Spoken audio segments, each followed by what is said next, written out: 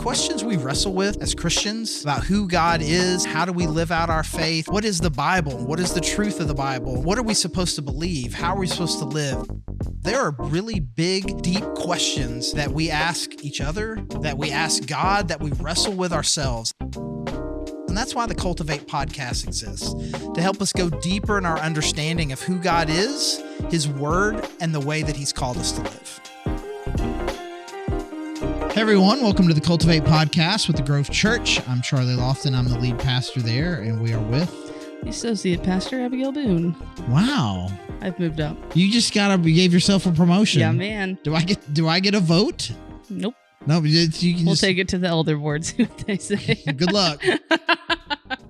Wow. So, no, I wouldn't do very good in that role. No, I'm gonna be Archbishop. Okay. Of the Grove. Pope. Give me of the Grove. Give me a promotion as well. American Pope. Yeah. That should be a podcast. Write that down. American Pope. Meet the American Pope. What does it mean to us that the Pope is from Chicago? Really glad you are joining us, and we are in a series on systematic theology, and we have been covering all sorts of things leading up to this current section. We're talking about soteriology, the study of salvation, and this last episode, I would describe it as a rambling mess. Of goodness. Where we just talked about the overview of the gospel centered around Romans 6:23 and kind of what that kind of encapsulates in the Bible. I think it just came to me that word sounds like satirical. What soteriology makes me think of satirical. Okay. That's why it doesn't make sense. Well, so soteriology starts with S-O. And satirical is S-A? Yeah, so it's okay. Soteriology and satirical. Okay. Gotcha. And so now we're going to spend a few episodes just kind of doing some deep dives into some key elements of what we talked about overall with the gospel. And today we're going to talk about the atonement. Mm-hmm. And atonement means reparations. Yeah, that's kind of what we're talking about. Like making up for something. Yeah, paying back some sort of debt. Right. Yeah. Making a wrong right in some way, mm-hmm. right?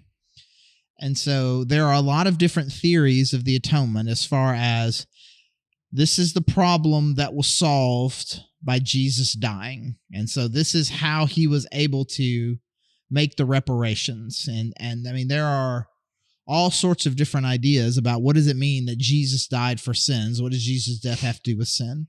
And again, I recognize that there are a lot of them. And I recognize that even some of the people who listen may not be full board on the idea of substitutionary atonement, may have some other ones that they feel are primary, and this and when secondary. You say that, you are talking about other Christian views, not like other religions. No, yeah. I mean, okay. Other religions would not believe that Jesus' death on the cross atoned for anything. Okay. Yeah. May believe that it's a historical fact, but that it has no theological or personal significance. Okay. Right? And so we can spend some time talking about that, but for the purposes of this, I'm going to go with what I/the church believe to be at a minimum the primary theory of atonement that we believe in. Okay. And the way that it is often talked about, and try not to giggle.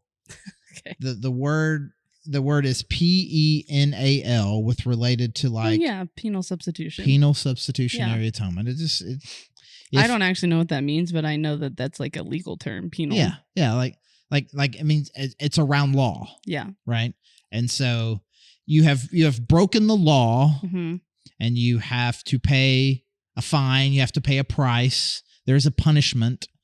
Based on the breaking of the law, there is a punishment, and someone takes the punishment. And so then Jesus then becomes the one that takes your punishment. The wage of sin is death. Think about that in terms of you've committed a crime, a punishment has to be paid. Will you pay the punishment? And so to go back to the thing that we talked about last week, when I'm talking to the kids about what it means for Jesus to die for your sins. And so they stare at me blankly, and then their parents get nervous. And then I let everybody off the hook by saying this. So I'll ask them.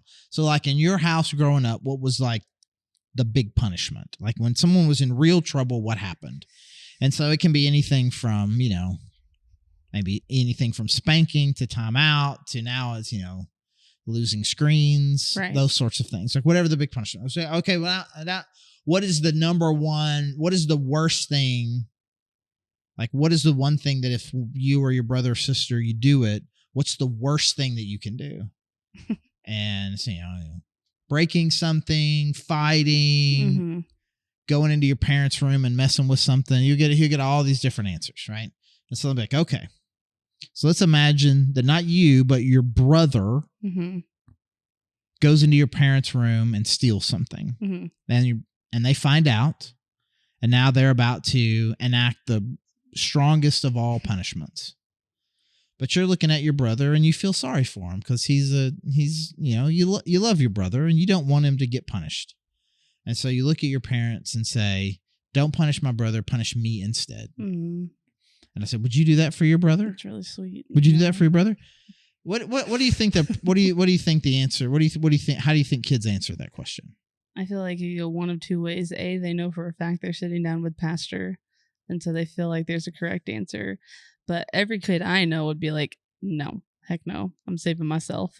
Yeah, to me, it really is 50-50. Okay. They're just choosing what they believe to be the nice option, or they're just willing to be honest. Like, no, I'm not taking a spanking from my brother. In fact, I'm going to watch and laugh. Absolutely. Right? I mean, even better if they think it was something they did that I actually did, and I'm for sure going to watch it happen. Right? Yeah. So it's and so then I go from that then to what Jesus. That did. Is what Jesus did. So you committed a crime that deserves a certain punishment. And Jesus takes that punishment for you. Yes? So last episode, you were kind of hinted on the idea of it was easy to convince people that there was a God, but that people were bad. That was a little bit harder to convince them on. But now it's pretty easy to convince people that people are bad. Sin is all around. We're broken. Would you say people also agree with this side of it, that there needs to be someone to atone? Because I feel like we do live in a very justice driven, I don't know that they always get it the way that the Bible would do it, but justice is in everyone's coursing veins, it feels like. Like, do you think this would register with people as that makes sense? I think the challenge that people have with this conceptually is it makes God seem cruel in some way. That God somehow, he theoretically wants to forgive, right? But just won't. Yeah.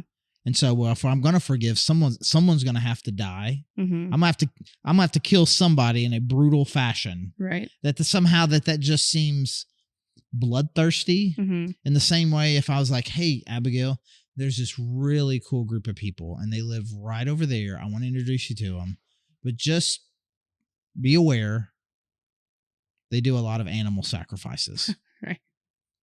Right? I mean, you read it in the Old Testament, and you're like, oh, okay, that's kind of gross. But you kind of put it over there as like, well, they lived several thousand years ago, right, and people did gross things back then. But like, if you were to experience it now, it would be like, what kind of backwards nonsense is this? Right. And that somehow we as a society have evolved in our minds beyond animal sacrifice, right, and that God is evolving with us. That the God that I know would have never asked the Jewish people to do that. The God I know would not feel like he had to sacrifice blood, spill blood in order to have forgiveness. That just feels medieval, barbaric, it's primitive. Okay. And so I think people are drawn to the idea of Jesus sacrificing himself, but the idea that it is in part to pay off a God who is owed some blood debt, I think lacks a certain appeal to a certain group of people. Okay. And so I think I find ourselves in a scenario where a lot of people who grew up evangelical Christians believing that are looking for alternative theories of atonement to go to. Okay. And we will, and again, I am willing to talk about this later, but a big one is be like more of a ransom. Okay. More like a ransom had to be paid to free you, as opposed to a debt has to be paid. And that certainly is like that God's not going to get on board until a debt is his paid. blood payment is made. And it feels kind of like vengeance to people. Right. Yeah. Okay. It just yeah. Okay. And so, and I was thinking about this, and we talked about it, that if we do alternate theories of atonement, I want to connect them to pop culture ideas where the hero dies. And so in this one, it dies, and it kind of represents this one. It's going to be a big spoiler alert episode. As I think about this one, it's hard. I don't know that can you spoil a Charles Dickens novel? Oh, goodness. What novel? A Tale of Two Cities. Oh, okay. There's these two guys. One's really bad, one's really good. And the one that's really good kind of gets accused of this crime and is supposed to die.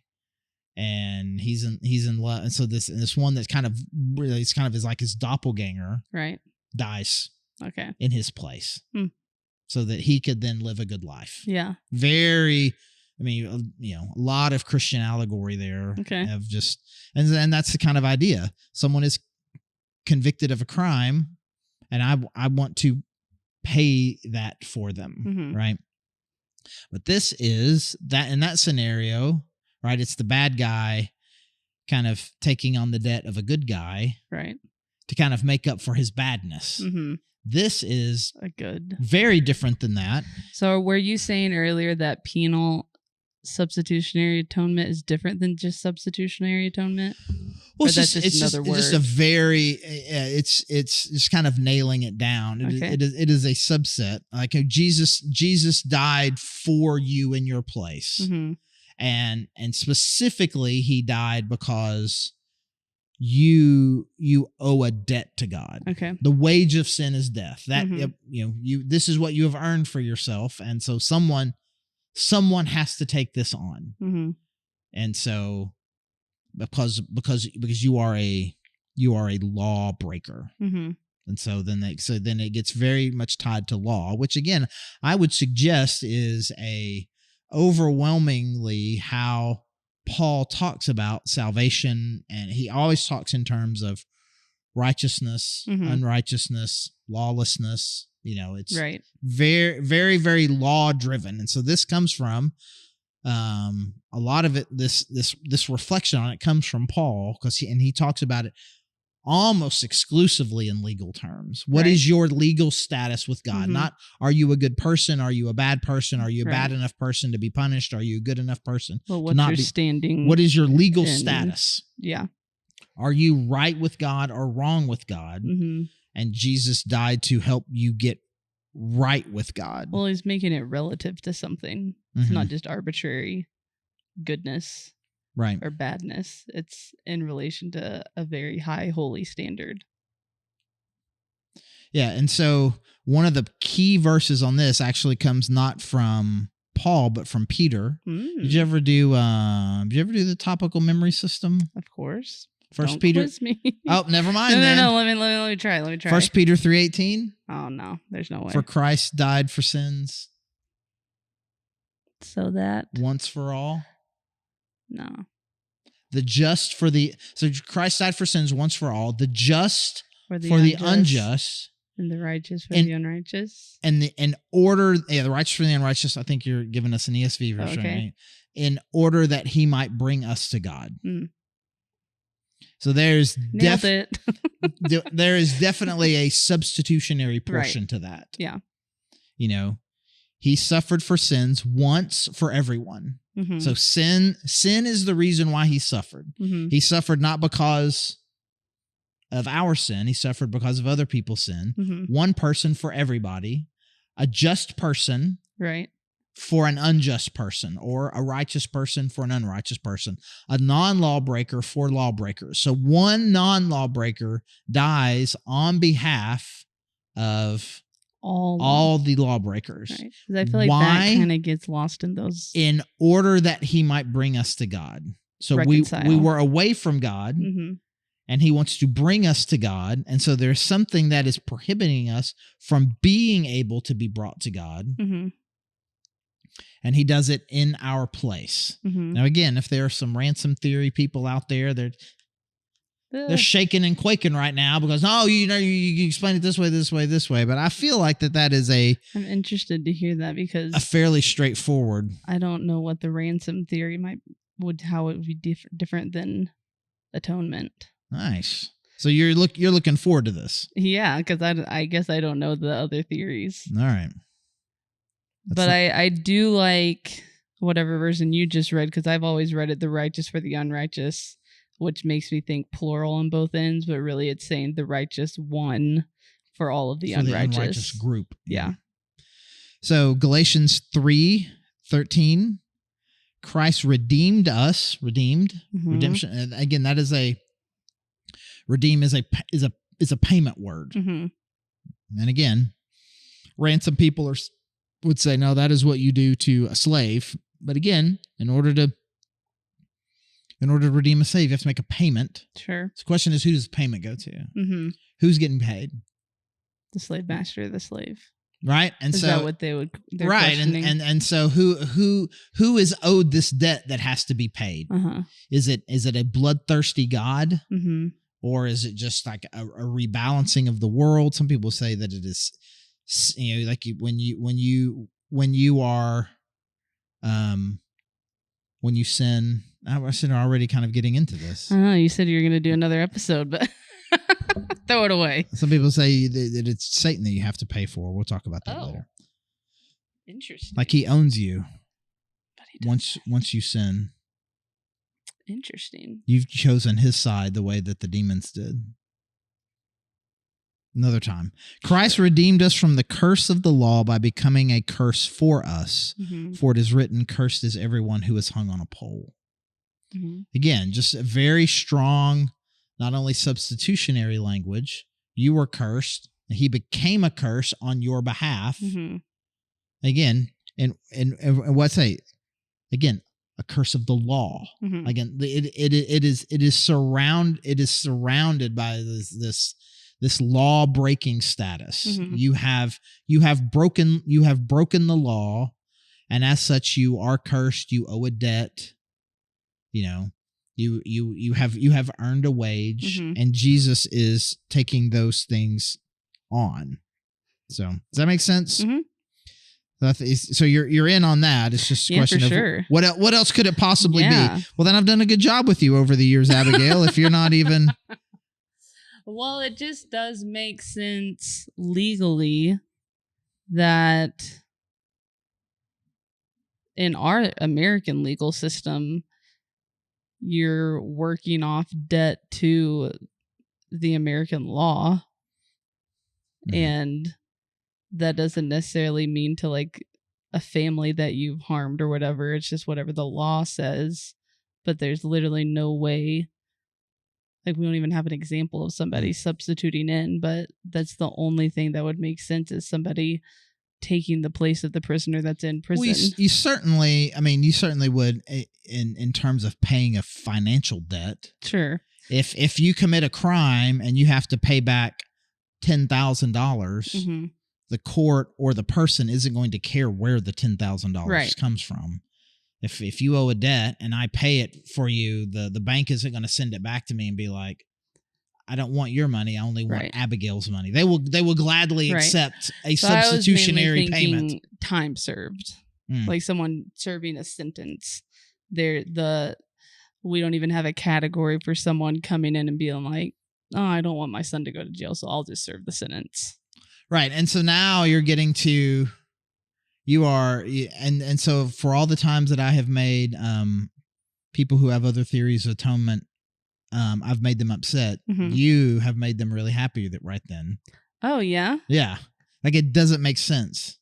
If you commit a crime, someone else can't go to jail for you. It's like it logically doesn't make any sense. Well, that someone else not can't happen, make that. Though. Do what? That doesn't mean that it's not. I'm just saying it does. People believe that it does not make logical sense. However, here's the thing that I think that we need But it does make logical sense. We're not debating the other theories of atonement right now. Just because it hasn't happened doesn't mean it's illogical. Just because I've accidentally tried and now you're trying. Let's get back to it because really this kind of is a pushing forward of what we were talking about earlier, the sacrificial system in the Old Testament. Mm-hmm. I mean, what were they doing? Yeah. Why would you sacrifice the bull, the goat, the birds, or whatever? What was this for?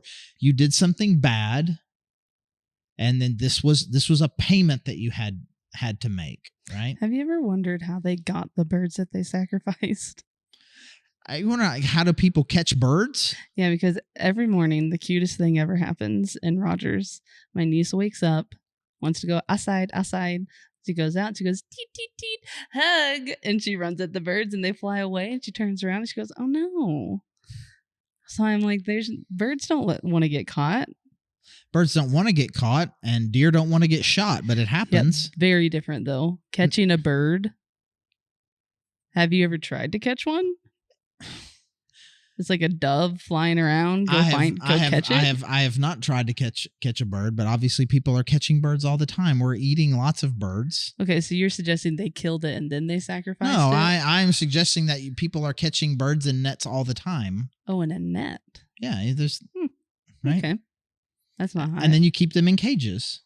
And then all you need is a certain number of birds and cages. Once you've got a certain number and you have cages, then you can So they would just get a surplus. You can produce as many birds as are necessary. I see. Right. I never thought. I imagined them like run out into the like desert. I have 0 birds, and I've got like before temple on Sunday. Yeah, I got to Saturday, sacrifice 5 or whatever. I got to catch 5 birds. Yeah. Mostly, I believe they were purchasing these birds. Oh wow! From people who were bird catchers, bird keepers.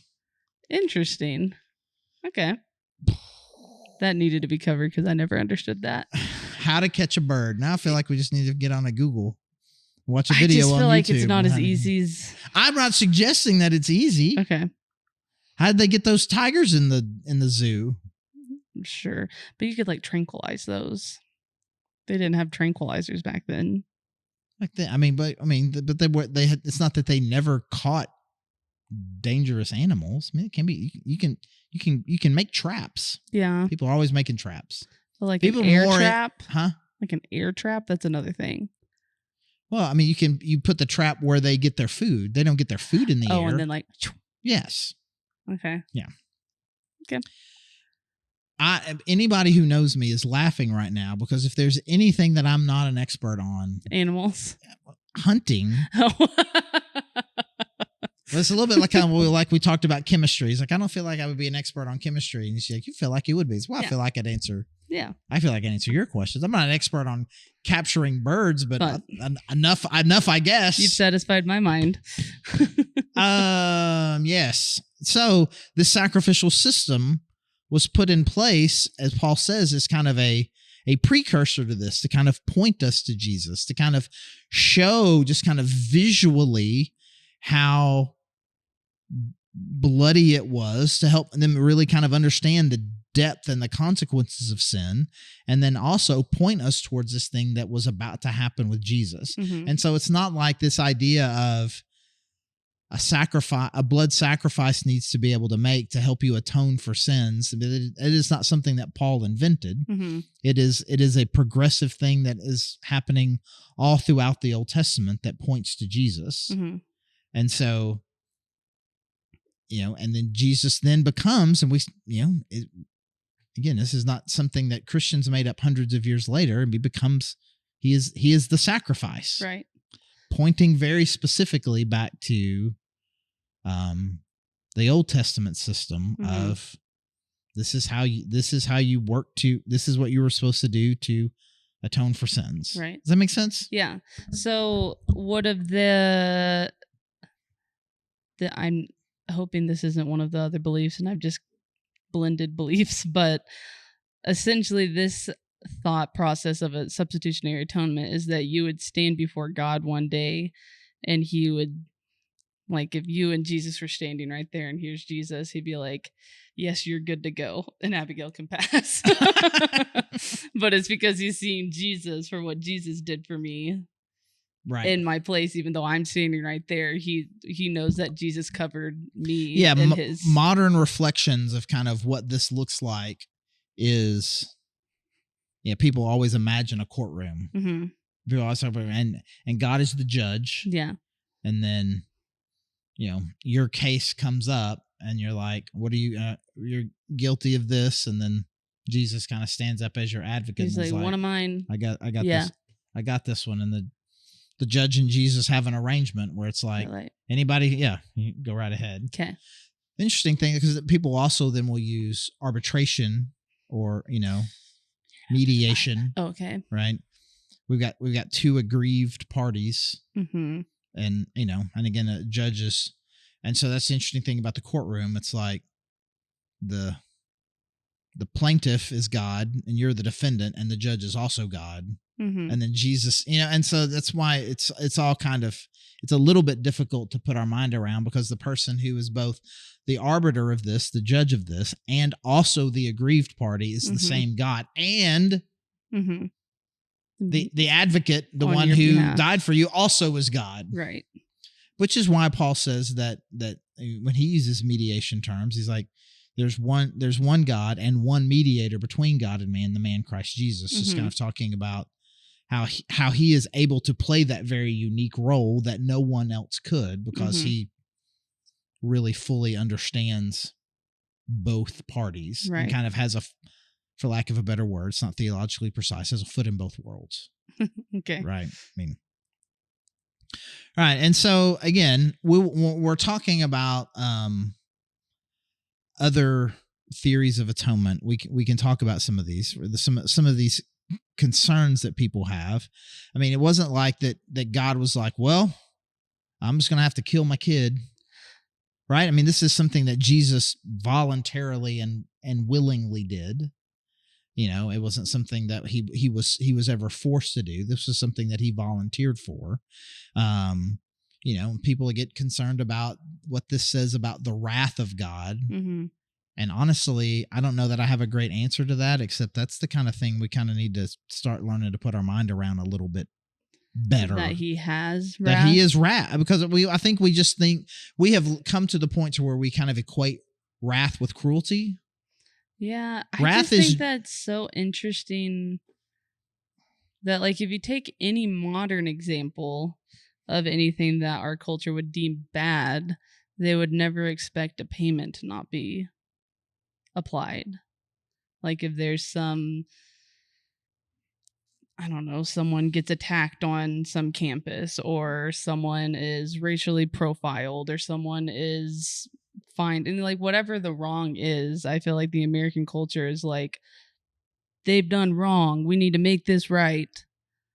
And that's what that's what God is saying. Well, you talked about somebody's being racially profiled. What if the person who is being racially profiled then lashes out at that person and hurts them? Does that guy need to be punished? I mean, what the justice system would say. Well, but I'm just saying, you're just saying I can't imagine anybody thinking that a crime is committed and not wanting punishment for it. I mean, there are certain crimes that we're always talking about mitigating circumstances, right? And it was justified in this sense, and it is, and there are plenty of people out there in the world that think that our system of our judicial system, with prison and fines being punitive, that the goal is to punish rather than rehabilitate, is in fact cruel. We should not be sending people to prison.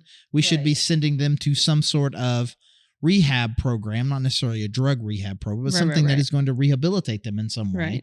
Right. That punishment in and of itself is a sign of a barbaric society. And so then that God would be the ultimate person who is, punishing for sin. Just even the idea of punishment as opposed to reformation, healing, rehabilitation, those sorts of things. There are plenty of people that have that in their brain. And I think it is like they would have a rehabilitation theology. Yeah, I mean that God sees sin and he sees the damage that you've done to yourself, and it makes him sad, Mm-hmm. and he hopes you'll do better, and he sent Jesus to show you how to live and to die in this sacrificial way to help you get your mind together, not as a punishment, because I'm not trying to punish you because I love you. Why would I want to punish you? You've punished yourself. Mm-hmm. And I'm sending Jesus to kind of help you kind of get your brain right. Mm-hmm. You look at Jesus and who he is, and you're like, wait a second, I'm living a really stupid life here. Yeah. Thank you, Jesus, for showing me that and helping to heal my heart. And God's like, finally, you got it. But it's not like God is up there just going, get away from me. You are sinful. I can't be in your presence. That we can't seem to a lot of us can't seem to put our mind around a really loving God and a just and holy God. It is an either or. And so the people who spend a lot of time thinking about a just and holy God really struggle with the idea of the prodigal son's dad, who's like a big hugger and partier. Mm-hmm. I'm so glad you're back. Yeah. I love you so much. And the people who are really big, Jesus is the kind shepherd with the picture with the little baby sheep on his neck, and that somehow that Jesus would be a part of a system that involves punishing people eternally for sin. That's interesting. Right? And so it's would almost just either, make Jesus a good teacher, which I'm sure any of these would. And a good teacher would never be involved in violence. Right, but I'm sure you would say anyone that would have a problem issue at this point, they would have to go really far back into their theological house and change who they think God is. Right. God is good, therefore God is tame. God would never punish. God would, in the same way that the best sorts of parents in some people's mind are the gentle parents. I don't punish.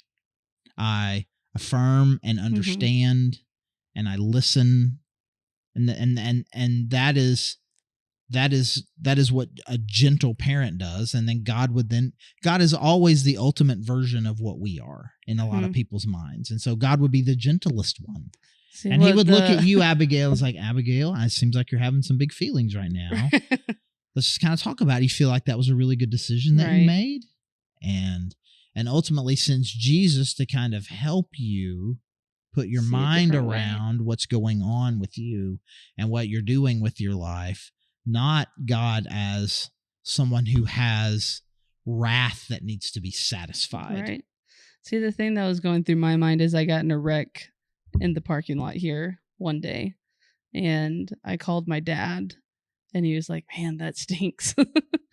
Call the insurance guy and report it. Right. It's like, you don't want to call him for me, or you don't want to help me pay for this? But it's like, that doesn't make him not a good dad because I'm following the law of doing the steps that I have to take because I did something bad that caused me to hit someone. Right. But that doesn't negate his character. Again, now I'm defending atonement theories that I don't necessarily buy into, but just kind of from these people's perspective is like, okay, well, you break something that's $2,000, something that your dad owns that's worth $2,000, and you're 8. Mm-hmm. You're never going to be able to pay that back at 8. Right. Right. But now you are in your 20s and you have access to $2,000. Is your dad going to come to you and it's like, it's time. You better pay me back. You better pay me back. Would you think he was a good dad then? Right. And right. And so that's the idea, that a loving dad would never carry around some debt sheet. Sure. Your sin has offended me so much that I'm keeping tabs of this. Right. And so again, it is these sorts of issues come when we limit God to just one of the metaphors used to describe him. Would they if God is that? If God is only a dad, then debt repayment to the degree that we talk about it seems cruel. But if he is also a king and a lord, and he is also God, creator God of the universe, perfect and holy, then we have to expand beyond just he is the best of dads, because dad is not the only thing that God is. And so when we start limiting it to very particular metaphors, then we miss out on other aspects of it, which is why, again, they're probably on the other end right now, which is why, sure, Charlie, I believe in substitutionary atonement, but I don't believe that is all that's happening. There's more than that, because it's not just God as judge, it's all these other things. I just have one more question. You don't just have one more question. Well, I will only ask one more question. Okay. Would they agree with what we talked about last podcast of the consequence of sin is separation from God? But that's something that you did to yourself. It's not something that God decreed. Okay, I gotcha. Because he is so angry. Okay. It is just again, think gentle parenting with natural consequences. That's typically how gentle parents parent. Mm-hmm. Like, you make a bad decision and there are natural consequences to that. Your sin has natural consequences, not God proclaimed debts that must be paid. Okay. So no more questions. No questions. I can't not even begin to imagine how long this episode is. That's probably really long. It is really long. In my defense, I was trying to end it a while ago, but Abigail would not just, she just wouldn't accept the fact that, like, we're going to talk about this later. And then I'm not very good either at being like, no, we're not going to talk about it. Like, I'm not very good at holding a boundary. Write that down. Anyways, thanks for joining us, Abigail. All jokes. We're jokes. We're just joking, right? Yeah, jokes. Joking. Okay. Abigail and I are great. We'll go offline. I'll rebuke her later. Because I also have a wrath that must be satisfied. Sure. Anyways, thanks for joining us. Encourage you to come back. We're going to keep talking about this because it is, in fact, I believe, the center point of the scriptures, of our lives, and what it really means. What does it really mean to be reconciled to God? What does it really mean that Jesus died for us? So we're gonna be here a really, really long time. Great. This is not going to be our only overly long episode. Perfect. So come back next week for another overly long episode. And we look forward to sharing that with you. And as always, we'd love to connect with you. You go to thegrovechurch.org/connect. Let us know that you're here. You can find out more about our church. You can ask questions, anything you'd like. Again, thank you so much for joining us.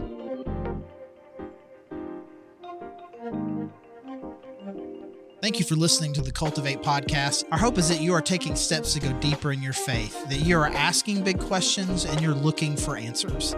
We hope that we can be a resource for you through our podcast and any other way that we can help you. You can find all our episodes anywhere that you can find podcasts, including YouTube. And again, thank you so much for joining us.